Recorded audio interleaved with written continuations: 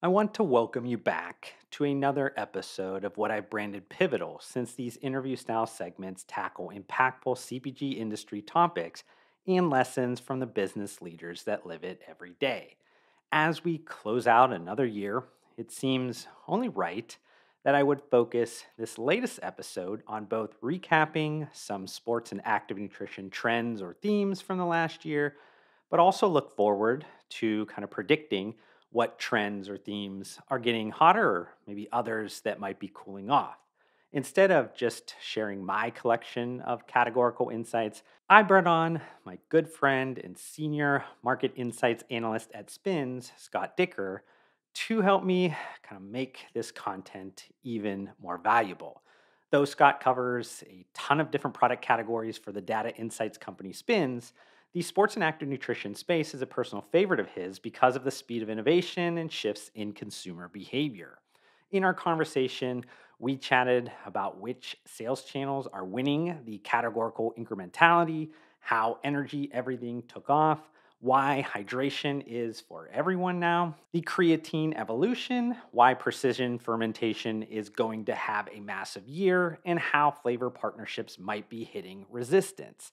These are just some of the interesting topics we talked about in this episode, but without further delay, here is my recent conversation with the Senior Market Insights Analyst at Spins, Scott Dicker.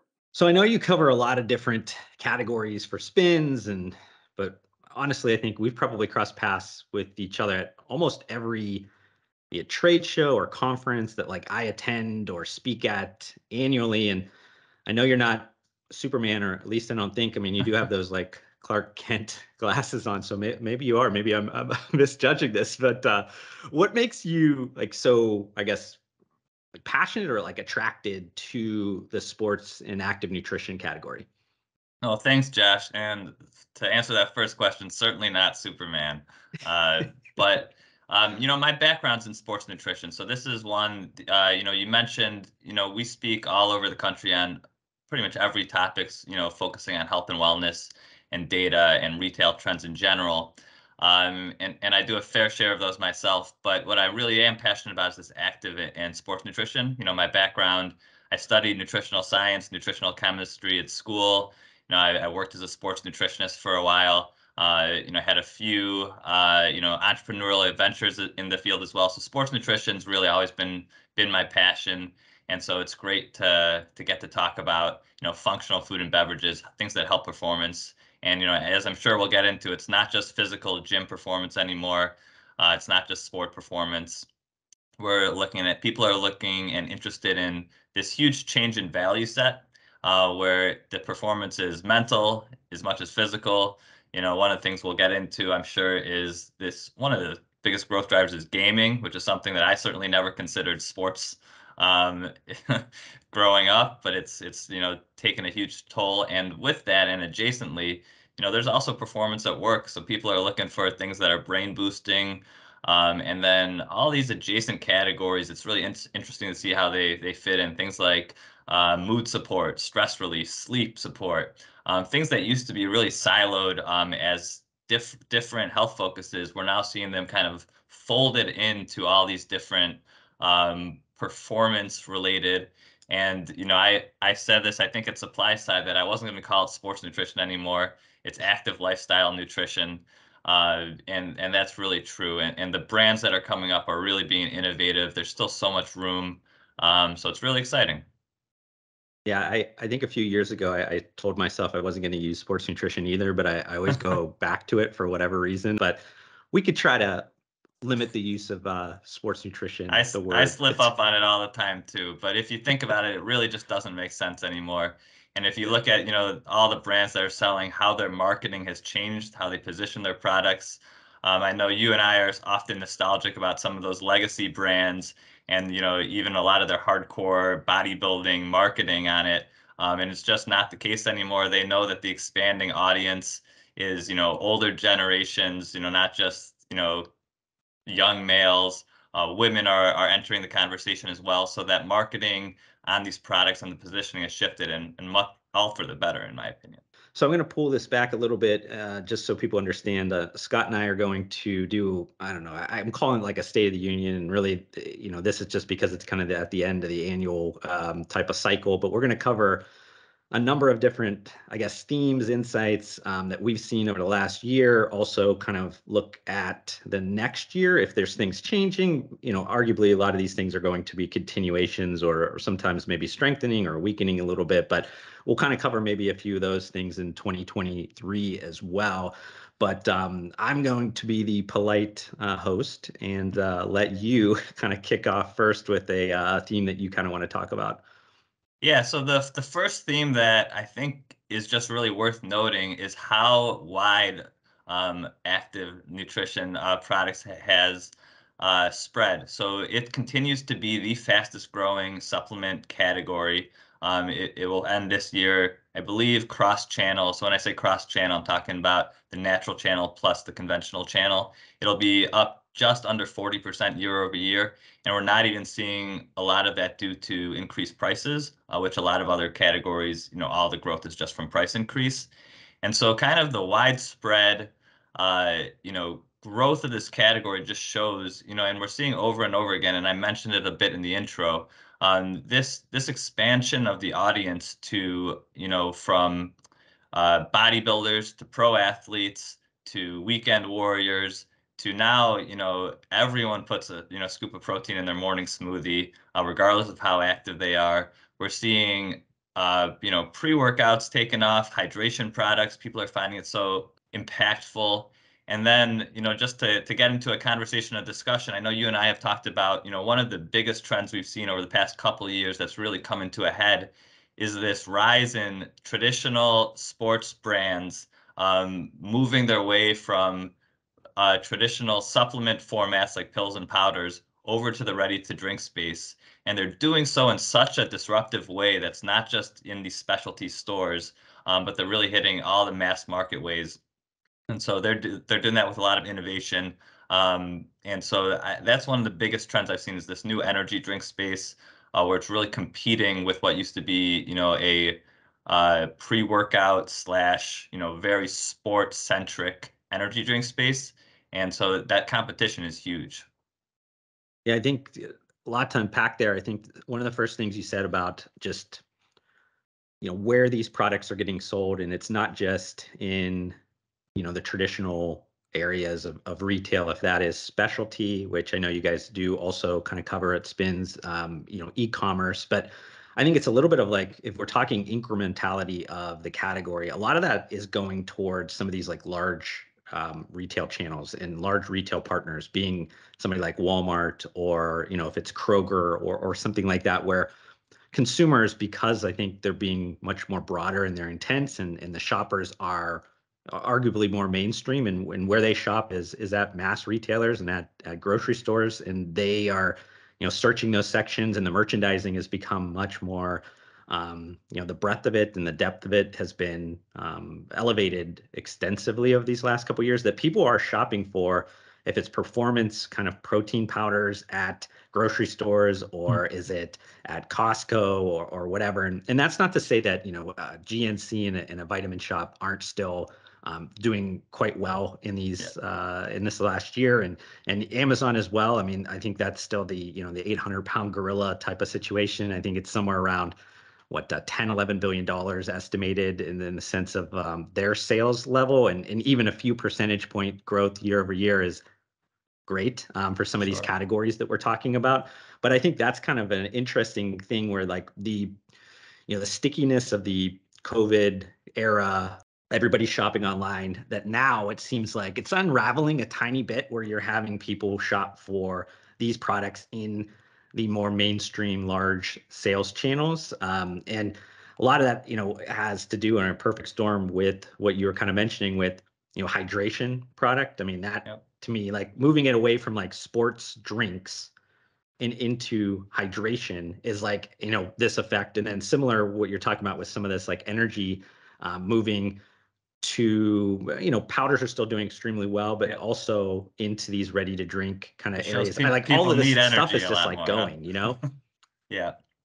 And then just to add on there, I think one of my biggest surprises for this year was actually that shift back to brick and mortar for shoppers. And so, one of the things we track sales on Amazon. We track through, all the brick and mortar channels. And what we saw was, this huge shift back to brick and mortar. And so I think we ended the year off. They're going to be close on the statistics, if not perfect. I believe 85% of the growth for all of the VMS department came from brick and mortar in 22. And so that's obviously, a big change from what we've been seeing the past couple of years, where most of the growth was coming from Amazon and other online. And so, one of these things was that you mentioned it, the permanency of this COVID lockdown shopping changes was kind of overstated. And so people are, I think, the Shopify CEO has this great quote and this great graph that shows, that in 2020, 2021, online shopping went up like 5 years ahead of where it was supposed to be. And now it's really right back on the curve of where it would have been had there been no lockdowns. So it's really regressed back to that. And, I always have to caveat, I'm not by no means like predicting people are going to stop shopping on Amazon or online or anything like that. But we are seeing, one, that people still like shopping in stores. And two, we'll start to see, more, just more modest growth. It's not going to jump ahead these huge jumps. It's going to go, and it shows like really how strong some of these curves are. Where, a few years of getting back to easing of restrictions, let's call it, and that trend kind of went back to normal. But then I also think, part of it's also that these stores have caught on that people want a lot of these products. Yeah. And so as we talk about, what's available in the stores, you can't walk in any retail store that sells consumables and not find natural, better for you products anymore. And so, you can't really. I don't want to understate the selection, assortment of these retailers playing a role where a lot of times you used to have to go online to get a lot of these products, or a specialty store, but now you can pick it up, with your groceries. And in the natural channel, of course, you'll have some more like organic options, but also in every mass retailer, every club store, you have these options. So that's going to just eat into, some of the growth online as well, just having these products available. No, you touched a little bit on like the energy drinks and just kind of how that's evolved with, what you would consider traditional sports nutrition brands now getting into some of those formats. And want to broaden that up even a little bit more and think about this concept that I talk about quite often around like energy everything, where like, there's so many different options to get that spike of caffeine. If that is, going to your Starbucks, is that, doing something at home with your Keurig machine, is that mixing up a pre-workout powder, is that an energy drink or whatever that is. I think that is all kind of morphing together or converging together in this idea that like there's so many options. There's different reasons that people pick different product categories or different formats, but the big trend, I mean, I think that everybody is kind of seen as like people are wanting more energy for whatever reason. And I don't know if that has to do with some issues on the back end of like poor sleep, those types of things that are playing Yep. into needing to have some of this stuff. But you're seeing like all of those categories, continue to grow. And I know we want to stick to probably more of the package side, but like the energy drinks category, if you look at any of the grocery categories, and I know I'm going to miss some outliers, but like far and away, it's been consistent that it's had volume growth and price growth throughout the entire year, which has been baffling, I think, to even somebody like me that covers energy drinks a lot. As I'm like, how is this not stopping at this point? I want to second that, and also like I see it in my own behavior now. I used to, have my powdered pre-workout always, and I still have a tub of it in my, in my cabinet. I used some this morning. But now more often than not, I am grabbing one of those, canned energy drinks. Be it like the Cellucor or I like the Ghost ones. I see your hoodie there. And so some of these other ones that have really positioned themselves more as performance, and they're having some ingredients beyond just caffeine. I am switching to that for some of the pre-workout, and we're seeing, is there a limit to caffeine? I keep waiting for kind of the next stimulant to really stick, because there has to be a limit to how much caffeine people are going to have, or maybe there's not.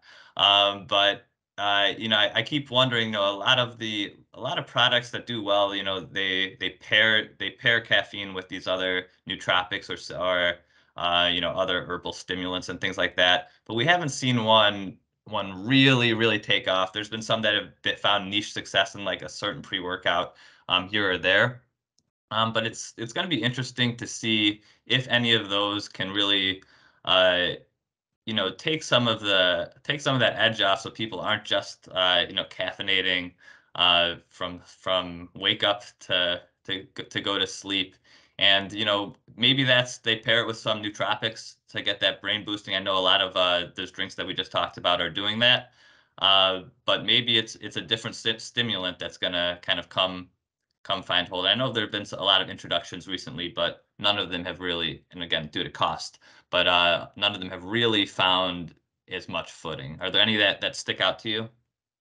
Yeah, I mean, I think that there's a few, and this maybe transitions us into, the esports, or even, the work, students, slash like high performance lifestyle, that beyond the gym aspect, when we're thinking about if it's focus or energy or cognition or something like that. And two ingredients that kind of always come up in my mind, and this is like new level from Nutrition 21, that I know is, fairly focused on the esports side, and then something like a Cognizin that's kind of more broader. I think that they've kind of used that ingredient in a number of different kind of applications or focus or intents. But I know that like those two kind of pop up to my mind. Again, I don't know if they've hit that critical mass where people know from the mainstream exactly, but I do think they're starting to kind of catch on a little bit within certain crowds, and hopefully those first adopters can tell that story to people, and actually expand that a little bit and help that momentum a little bit. Because I do think, like, to your point earlier, you're mentioning about like how far do we push caffeine, and when we're talking about a lot of times these new entrants into the categories, on the energy side, like, Sally from Iowa is drinking Diet Cokes. That to her is Yeah, energy. So when she jumps into something that is 200 milligrams, that's insane to her. And then yeah, if she jumps to something that's 300 milligrams, that's just going to be like probably problematic to her. So there needs to absolutely. be, Yeah. I think we've pushed that limit a little bit. I think it's time to go backwards a little bit and go more of a moderate caffeine level, and then thinking about these nootropics, something that's going to give the person drinking it something a little bit more than just that spike in energy.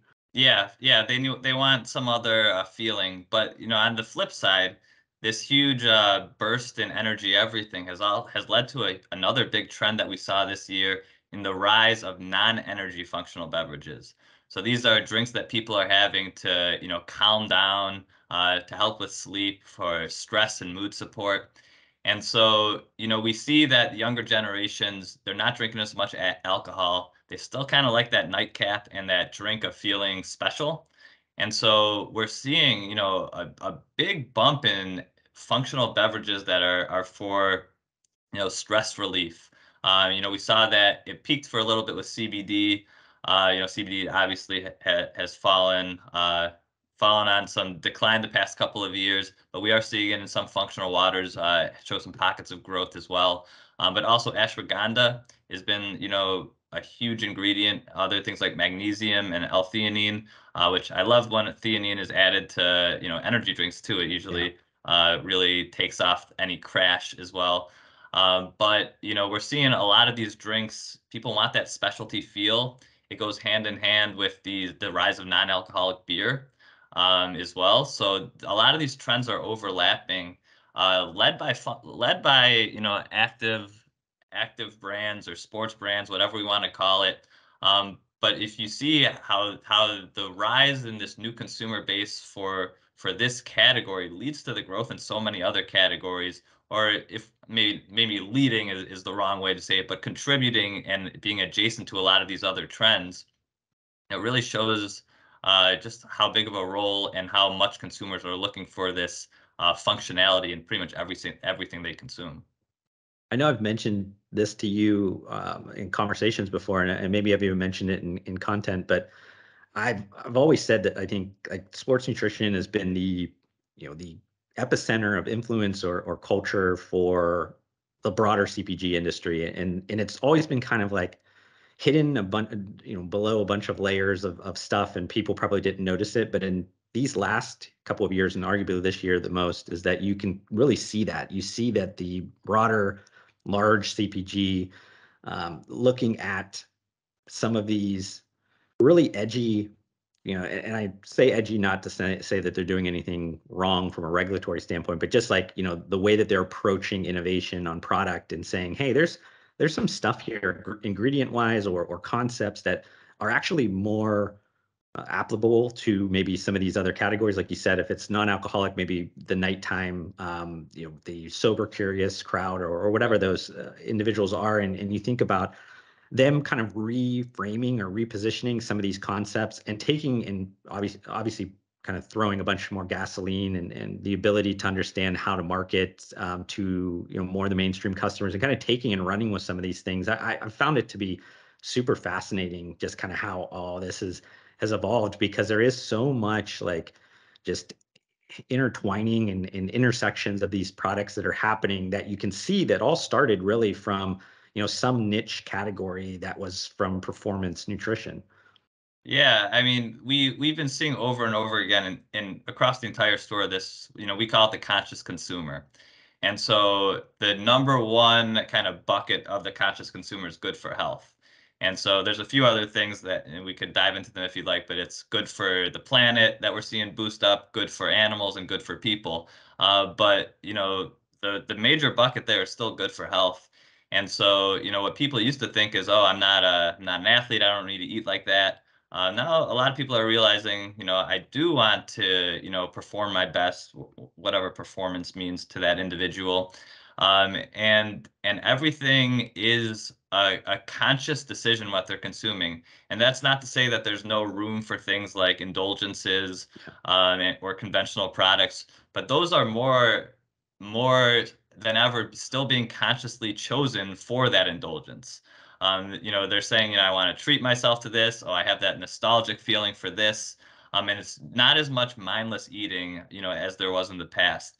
And so this good for health even plays a role in these non-functional products as well. So to your point, you could kind of connect the dots, especially when we talk about innovation. Yeah, I don't want to get too far off track on these non-functional things, but I mean, I think that one of the things that I mention often is that not every product in the world needs to have added adaptogens. Like we can leave Yes. some of these treats to their own and just kind of appreciate them and have them when they're appropriate. Obviously don't eat a whole 12 pack of a Twinkie or something like Yeah. that, but we don't need an adaptogen filled Twinkie, or maybe we do. Maybe some Maybe people do, but yeah, not maybe. everyone, certainly. And to your point, it's like, especially, one of the other trends that we want to get in, people are being more conscious of the dosing in a lot of these products. So, we used to call, I forgot what we call it, like fairy dusting, like Yeah. or sprinkling in like just to put it on the label. And so you're seeing more and more people with the open labels. The transparency is becoming, important to more and more consumers. And so if you're getting a full dose of whatever adaptogen or super mushroom is in your puffed snacks, or something like that, you can only have one of those a day probably, or you're not seeking it out. So if everything has some of these ingredients, it actually will limit some of these consumers, because if you are really devoted to one of your vehicles for getting that snack, it might actually hinder you from getting that second one, or you might switch it up every day. So I think it's a fine balance, but I totally agree. Not everything needs to be functional to appeal to that conscious consumer with their values changing. As long as it appeals to maybe their certain diet tribe that they're following, or again, just nostalgia. Don't underestimate nostalgic buys and indulgent buys, because people will always have a place for that. I want to talk about something we haven't mentioned, but I know has been a huge kind of trend throughout the year, and that is kind of creatine. And it's funny for us to talk about, if we're talking trends and themes, and we're talking about one of the, the oldest ingredients in sports nutrition, but it's evolved in the sense of who's buying it, why they're buying it, and it's just taken on a mind of its own. I mean, I know a lot of people point to like the power of TikTok and how that's created, the introduction of creatine to a lot of maybe new consumers, younger and upwards, and kind of reframing it into something different where there's a lot more females taking it, where it used to be one of those things a little bit like females stayed off of it because they thought, oh, it's going to bloat me, or whatever that is. And then now you're seeing it, being studied with elder individuals, and how that's moving with baby boomers kind of aging and everything. Yeah. But, I just want to kind of get your thoughts, because I know like from my side, I'm seeing that ingredient, and both from like the supply side, obviously having a bunch of issues there, but also just the pure demand and how it's sustained, and kind of morphed into a bunch of different things. Yeah, I'm so glad you brought up creatine. That was actually next on my list to bring up. This is actually one of my, I don't know if it's out on a limb, it was on your mind as well. But I think this is going to be explosive growth over the next few years, with really a lot of acceleration that happened in 22, but it was still at a smallish scale. But, a lot of acceleration happening in 23. And I kind of compare it to what we've seen with ashwagandha in the past Mhm. couple of years. This is an ingredient that's been around, forever. It's pretty well known. And just in the past few years, it was, I mean, in 21, it was the top trending ingredient, across the board. And so I think with creatine, you could see similar impacts. A few things, with your TikTok analogy, we've seen across every category the power of a ingredient going viral on TikTok. I remember hearing stories from some founders where a celebrity used their brand of product. They just used the product, whether it was for while they were sick or something, and then the next day, the next few weeks, they sold more of that ingredient than they did the entire year previously. We've seen instances that I talk about sometimes, where someone made an avocado rice bowl, and they used QP mayo, which is a Japanese mayo. Hmm. And then that mayo went up like 100%, the next week. And the interesting thing is that it still maintained growth even after the virality went away. So it was introduced to so many new customers, and a handful of them were repeat buyers. So it actually elevated the growth long term, as well as just that short term spike. And so circling that back to creatine, I think the combination of it going viral on TikTok, but more importantly, what you mentioned, the research being done on women. Women used to stay away from it, and part of it was that the research was only being done on men, which was, not a good thing, right? Limits half them.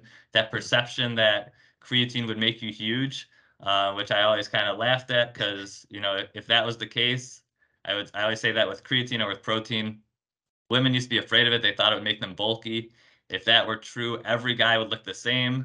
Yeah. There'd only be one product being sold at stores, and you'd have a line around the block the whole time. So you're seeing that going on, as well as the new research into the long-term cognitive effects of benefits of creatine, and aging populations especially. And so I think there's a ton of room for creatine to really take off and find new success. And I know, you on the supply side, you're really in touch with, I know the supply chain issues and the price going on with that. So that could potentially be a hiccup, but it's gone up a lot in price this past couple of years, and we've seen increase in demand also there. So I'm not sure what your thoughts are on that, but creatine for sure is the king of sports supplements. That everyone has been trying to replicate the efficacy of it, with millions, I don't know, maybe not millions, but lots of ingredients. And so I think it has the benefit of being so studied, and yeah, I'm really bullish on creatine for the next year and next 5 years especially. Yeah, I think it's one of those ones where it's whatever we saw this year is going to expand extensively, because I still think there's a ton of room. And I always go back to like, if I'm looking at maybe some of these trends and we're looking at mainstream markets, I grew up in Northeast Ohio, and I'll start to like ask people that I grew up with, family members, things like that. I'll just kind of throw out little ingredients or products or whatever brands and see what they say, or if they say anything, or they're like, what is that, or whatever, because that really helps me understand like, where is this hitting? How deep has this trend or theme hit? Because I think we get caught up, and this is no kind of, throw shade at the coastal elites, but I definitely think that like, you get a lot of people, pundits or thought leaders that are, based in LA, or they're based in New York or Miami or something like that. And Those they get to innovation see some of hubs. this stuff like, speed up much quicker. So they're like, hey, this is taken over, which is, maybe correct, but not for another like 5 years. So, Yeah. some of these things that, if it's creatine or whatever, I mean, I still think there's huge amount of legs left, in this, because I definitely have kind of checked my sources from some middle America type things, and people are still like, still thinking about that from like the older, tribal knowledge. Yeah, there's that meme that I used to love. It was that guy it's talking about how creatine was a steroid. And so I think, you still have to get past some of that, but I think we're close to it. Creatine, I think, the formulation, how it works in liquid form, and ready to drinks, I think is something that will, hopefully be figured out in a better way. But I think, again, with ashwagandha, you saw the supplements surge. You saw the different vehicles of it.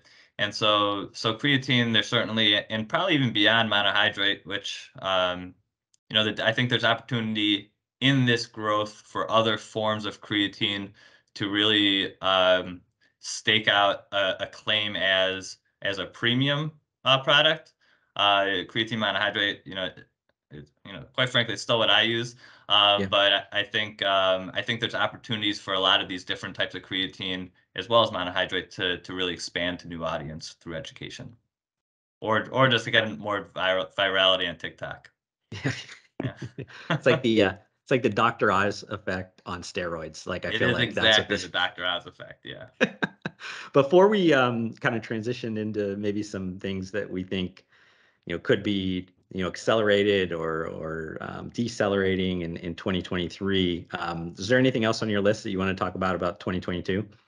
No, I think that transitions nicely. Obviously creatine is one that we're talking about for the future. But getting more into the future, I think, one of the things that's going to be disruptive is that, precision fermentation. I think, as we've seen whey protein, been king for a long time. I think, and of course it's still whey protein, but precision fermentation, I think that's going to start to play a role, as we talk about proteins this year. So, would love to get your thoughts on that. I've been at, so many conferences this year, have so many different audiences and topics, and they all seem to be really interested in precision fermentation. So that just like makes me think, this is the year. We've seen a few products introduced. I know that there's some precision fermentation, non-dairy dairy out there in ice creams and milks and whey proteins. But what are your thoughts on that for the next 12 months? You know, I, People might think that we shared our lists and stuff before this, but we didn't at all.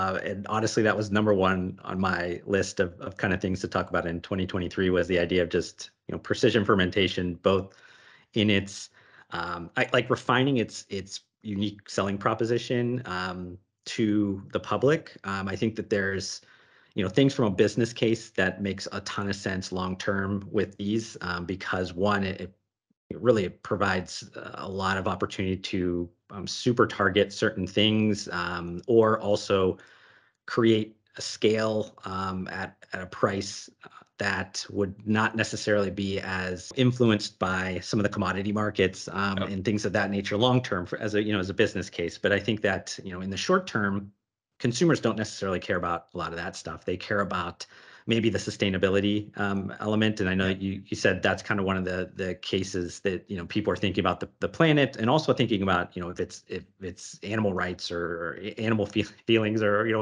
whatever the Yeah. people are calling it at this point. But it's like what's good for the animal, what's good for the world, or the planet. And you think about how precision fermentation can improve on some of those things, and why that's going to be really good. I honestly think, we're talking about this probably from the protein side, which I think is probably the one that's led all of these things at this point. Yeah. If it's the perfect day, like you said, it's a cowless whey, or if it's what the every company's eggless, or egg protein.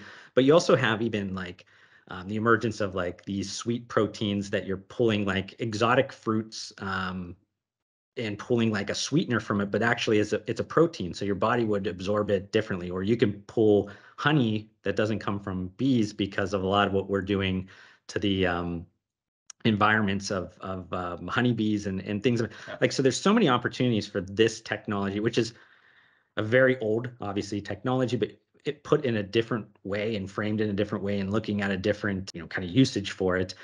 But I think what we're seeing now is like, I would say we're not even at the batters like box, like, swinging, getting ready for the next at bat. Like we're not even probably driven to the stadium yet for the game on this stuff. This stuff is like, and if people are lost on my baseball analogy, I'm sorry there. I probably botched it a little bit, but I think that it's one of those things where like we're so early on this, and this is something that is going to move away from like people thinking it's Jetsons type stuff into like a very usable, important technology.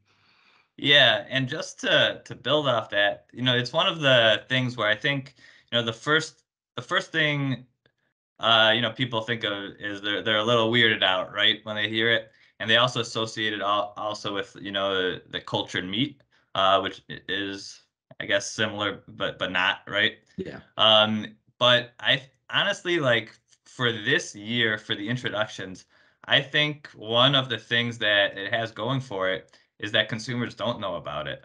When you look in the ice cream case, or the milk case, or some of these, it's not really clear. You see, whey protein, or you see ice cream. It's not super clear all the time, whether you're buying it, if it comes from, animal free or whatever it is.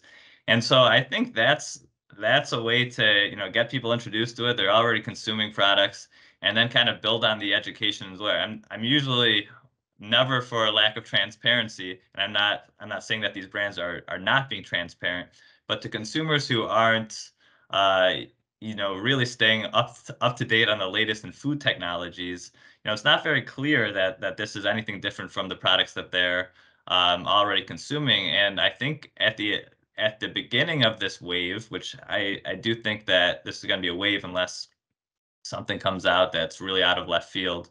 I think kind of that ambiguity actually helps get buy-in, as long as, of course, the taste and has to be there with these products. But this is going to be a major disruptor. It's not going to be, in terms of dollar volume, really, it'll be a drop in the bucket this year. But Yeah. I think you're going to see the high percentage growth in. And I also bring this up because we actually have a new attribute in our product intelligence that's tracking these products. And so I'm really curious to be able to identify and watch these, and then watch how the category grows. Like, do people, what other attributes do people care about on these products? And so this is something that's going to be making a lot of noise. It made headlines in 22. I think we're going to start to see percentage-wise it making, big jumps in 23, and then beyond it, all the ingredients are there for it to carve out significant market share. Yeah, I think that you guys tracking that will be interesting for me to, kind of pull some of that information too, because I know like so many different categories. If it's even what we talked about before with like energy, everything, you're having some of that beanless coffee Yep. things, or if it's performance nutrition, or if it's just conventional categories. And are consumers noticing? Who's buying it? Or is it the person that's mainstream that's like, hey, this tastes just the same, and I feel like it's providing some benefit in some of those areas? Or is it a bleeding edge kind of first adopter person that's like out there searching for those products. But to your point, I mean, we're talking about this, and I know people are gonna be like, well, it's not going to make much of a material impact to the overall market. We get that, but the point of we're bringing this up is that people should be paying attention to this. Like, if you haven't heard of anything we're talking about, spend a little bit of time after this piece of content and just kind of search out some of that information, because you'll start to see, like, one, there's a ton of money getting thrown at these startups. So arguably these products are going to start to come out there because they have the firepower to do that, and they're going to have the marketing dollars and kind of the support levels to actually work from a B2B level and get these products out there. Because right now, if you work with any of these, I mean, the technology, it hasn't got to a scale where like you could buy conventional whey protein for cheaper per pound or per kilo than you can for some of this stuff. But because they have so much venture It can dollars ramp behind up for them, sure. Yeah. they can close that gap, and that's going to get people to brands to launch products and use that material and kind of get going. So I think it'll be interesting just to kind of see, and I think to your point, just from how many products launch would be interesting to see from you guys tracking some of those like attributes, because I think that's going to be maybe where we see the biggest kind of change, is maybe not the dollars initially, because there's going to be a little bit of that bullwhip effect type thing. But I Yeah. think initially with launches, I think there's going to be a ton of them that are going to go onto market. Yeah, and I can tell you a few weeks ago, I know we talked, I just had come back from a week where I was at an unconventional agriculture conference in Minneapolis and then NOSH in Santa Monica. Two very different, two very different conferences. They both had sessions dedicated to precision fermentation. So this is on people's mind. It's going to be a disruptor. I guess the question is how soon it becomes a disruptor. Yeah. But if again, to your point, if you're not aware of it, you should be aware of it. We'll obviously help you track some of that stuff as well. But it's gonna be great, and the messaging on it, sustainability is a key trend. A lot of times you see people pulling back on things like that in times of economic uncertainty, high inflation. We've still seen sustainability attributes being a driver for a lot of consumers in a lot of these categories. So if they could, the messaging on that can get worked out, that's another big play. I want to stick on the sustainability thing for a second, because I think that is something that even last year I mentioned it in my like year-end trends, that the sports and active nutrition industry would do a better job at joining the rest of the CPG industry in its kind of shift towards better sustainability Yep. practices. And I don't know if we've seen a huge jump in that. I do think we've seen people trying to figure out how do we do that, and what's some of the packaging elements, and kind of even just general messaging, and trying to look at sustainability different. But the category as a whole has been, I would say, a laggard comparable to the rest of the CPG industry, and maybe that's arguably because they can hide behind big CPG. That's a huge problem at this point. That's getting all the attention, and the air is getting sucked out of the room by them. But I do think, like, overall sustainable, if it's packaging or if it's just procurement of ingredients, like we had just kind of mentioned, I think that is going to be a trend that picks up steam in the next year. Yeah, and so, we've talked a lot about how a lot of these trends, overall industry trends start in, sports and active or functional, and they bubble to the rest of the store. But this could be one, that happened the opposite, where a lot of, food and beverage with no other, added functional ingredients, so to speak, but they're starting to use upcycled ingredients, or they're sourcing using regenerative agriculture or organic. Organic's kind of table stakes for a lot of these consumers now. So I don't even want to say it's a driver. It's certainly important, but it's well known now, and it's a table stakes for a lot of these consumers. But once you see some of these other categories, what they're doing with the sustainability, it's going to bleed over to your point. Forgot what I had one more point I wanted to say. But Yeah. Oh no, I gotcha. So as we take a look at these buckets of the changing values of consumers, I mentioned that the biggest one is still good for health, and whatever that means to people. That sometimes that means following a diet, sometimes that means functional ingredients, sometimes that means clean label or no artificial ingredients. But that's still the number one driver. So a lot of these functional brands, to what you said, they could, I don't want to say hide behind that, but still focus on that. And I do believe, focusing on your core is the most important thing.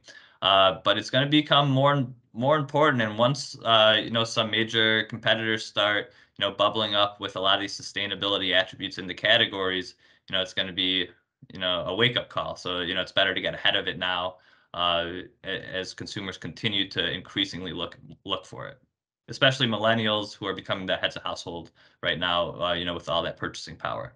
I want to think about a trend or a theme that was, kind of exploded in this year, but where I at least see it maybe, let's say, slowing down for a number of reasons, and that's some of these like flavor partnerships, like that for was the arguably one of the main kind of trends Yep. or themes that happened, though it's been happening for a few years, but like this was a year that like people just tried to grab whatever they could, Yeah. and it was kind of a land grab. But I do see like kind of three things, at least from my mind, like what could slow this down. I think firstly, you have some of these CPG portfolios that also own, performance energy brands or are acquiring them, starting to look at their IP portfolio a little bit differently and saying, hey, maybe we shouldn't be licensing these things out to other brands when we own brands that could use these. We could, Yeah. co-brand products. We can kind of keep it in the family. I think Post and Bellring Brands probably does the best at that, or was the first to do that. But you're starting to see even, I think, Mondelez over in the UK maybe start to dabble with that or whatever. And you're starting to think about like, hey, maybe we should look at some of these ones that we've acquired. Maybe there makes some sense here. I think another one is that because there's so many of them coming out, and there's only, and we're talking about most of these being used in the ready to drink, kind of, if it's energy drinks, or if we even think about this as protein drinks to a little lesser Yep. extent, and also maybe hydration in the next year. You think about like those obviously do not sell as well or in a meaningful level in channels that are outside of these established ones. You need convenience, you need mass, you need grocery, or you need, club, and there's only so much space on these shelves. If you have Yeah. 15 products in a, category, you can't have 15 of them be flavor partnerships. So there's only like, a finite amount of space that's going to be available. So then it's going to be this idea of like which ones are maybe regionalized that make the most sense for some of these retailers. Is it, there's some storytelling aspect. Maybe it's just that it's the biggest brand and you got to have them on your shelf or whatever that is.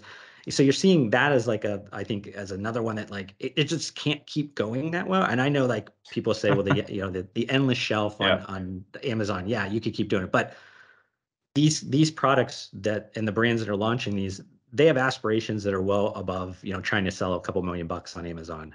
So to do that, they need to be in these spaces. And then thirdly, which I think is something that just came out, was something that a organization that kind of is a watchdog, consumer watchdog And around. it's like you have my checklist, Josh. These Yeah, are and the and I don't. Here's where I think this like I'm going to end up making a deep piece of content on this, and it's probably going to be very counter to what a lot of people are thinking about it. But I mean, I don't necessarily think that this does anything to the sales of these companies, because really most of them are not doing what this organization says they're doing. But what I think it does is that when you are walking into a meeting with a new buyer at a large retail organization, they're going to ask you that question because they are thinking about this from a liability standpoint, yeah. and also we don't want to have a product on shelf that's we're going to have to get rid of, or we're going to have to, wherever, when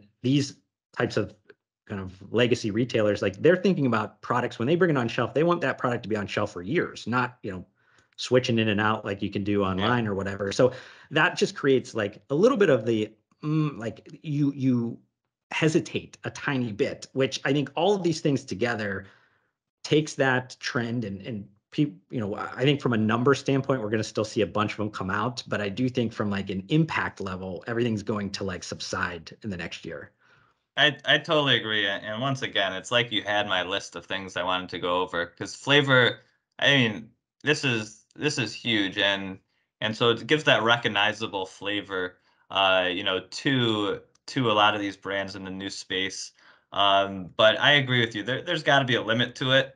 I wonder if no, I think a lot of brands would have success doing limited time offers on these, making them kind of special access to drive people to their D2C site or something else.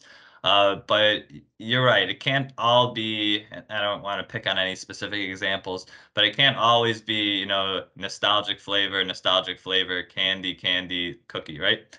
Of these things in the shelf. And especially, especially canned drinks, the discovery is still happening so much in store. They're more expensive items, so people probably, if they buy them online, they're going to buy, a 12 pack or a 24 pack even.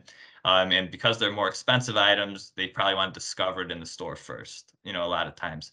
And so, a lot of these flavor partnerships, which undoubtedly drove a lot of the growth, it really helped a lot of brands, gain footprint and kind of consumer equity in this, but it's got to be a limit. I love your point. I didn't think about that. The ones that are being acquired or have relationships with large CPG, kind of utilizing that. I think that that's a great thing as well. Um, and then I think I hit on all your points, but yeah, there was I agree across the board. I don't think it'll be I don't it's not going away. But I think there's a limit to the success on that for sure. It can't be we're not going to be here at the end of next year talking that was a growth driver, pretty much. Yeah. So just like I was polite and let you lead off, I'm also going to let you close it out. So what, you got anything else on your list? No, we went a long ways. I think that when it comes to kind of these adjacent things, we hit briefly on ashwagandha, but look for different adaptogens to start to take a role. People are becoming familiar with that term. There's a lot of other long time ingredients that have had their moments and have been steady since then in the adaptogen space. Nootropics, I think, are real big ones. Look for people to try to, and these are just all my quick hitter things now. Look for people to try to, prove efficacy of combination ingredients and not just, bank on a single study from a single ingredient. So I think that's going to be a key trend. And then, man, functional, I think is here to stay. Look for, I talk often the last of the junk food categories when we look for, functional foods as well. So things like soda, we're seeing that rise in pre and probiotic soda. Look for, other functionalities to them as they move to kind of decrease sugar as well, and then candy as well. I think, there's opportunity for that to be a vehicle for different supplement ingredients as well, and not just like the two gummies, but like it could be like your snack that has the like a full serving snack. I think that those are things to keep an eye out for. And I think those are all my quick hitters. Thank you so much for having me, Josh. Really appreciate it, and always good chatting with you. Yeah, definitely, Scott. Thank you for joining me. I hope you enjoyed this YouTube video. If you did, consider hitting the like button to support me. Also, help me get to my short-term goal of 2,000 subscribers by hitting that subscribe button. I'd love to see you join me on this journey, but we need to fix the fact that basically 3/4 of you that are watching this YouTube video right now are not subscribed to my channel, and that makes me extremely sad. But I do want to thank you for tuning in, and I'll see you on the next one.